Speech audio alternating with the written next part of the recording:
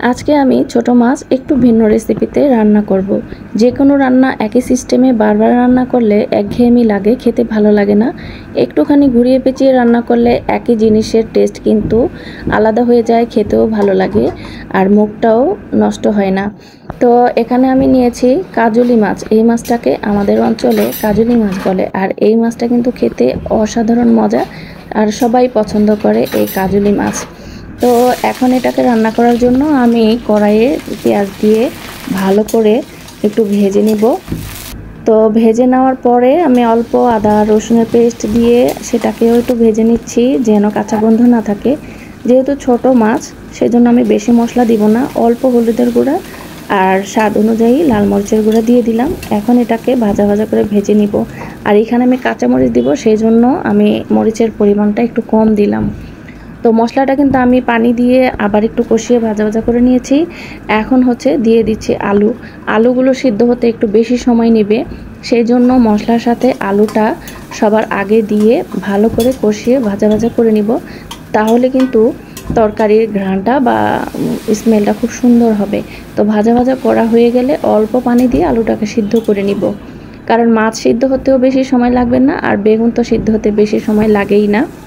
ঢাকনা দিয়ে ঢেকে ঢেকে নেড়ে চেড়ে আলুটাকে মশলার সাথে কষিয়ে আমি সেদ্ধ করে নিলাম। তো আলুটা ভাজা ভাজা করে নিলাম মশলার সাথে। এখন দিয়ে দিলাম বেগুন। আলু কিন্তু সেদ্ধ হয়ে গিয়েছে।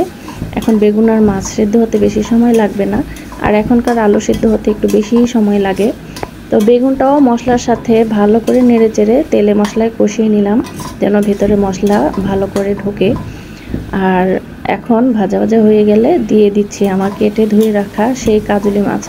মাছটা দেওয়ার সাথে সাথে একটু নেড়ে চেড়ে মশলা মাখিয়ে দিচ্ছি, তাহলে আর মাছটা ভাঙবে না। আর একটুখানি দেরি করে ফেললে মাছটা কিন্তু সেদ্ধ হয়ে ভেঙে যাবে। এগুলো এমনিতেই খুব নরম মাছ।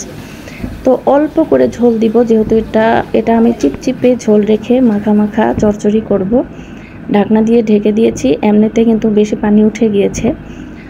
তো একটু কাঁচামরিচ দিয়ে দিচ্ছি ঝোলটা থাকতে থাকতে, যেন কাঁচামরিচের ঝালটা তরকারির সাথে মিশে।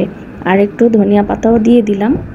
এখন ঢাকনা দিয়ে ঢেকে আমি ধনিয়া পাতার ঘ্রাণটা সব তরকারির সাথে মাছের সাথে মিশিয়ে নিব। তো তরকারি কিন্তু প্রায় হয়ে এসেছে। আমি আর একটু সামান্য চারদিকে একটু পোড়া পোড়া করব, তাহলেই হয়ে গেল আমার ছোট মাছের রান্নাটা। মাঝখানে ঝোল থাকবে আর চারপাশে একটু পুরপুরি হবে আর কি, চরচরি হবে। তো হয়ে গেল আমার ছোট মাছের তরকারি। এখন আমি প্লেটে ঢেলে পরিবেশন করার জন্য নিয়ে নিচ্ছি।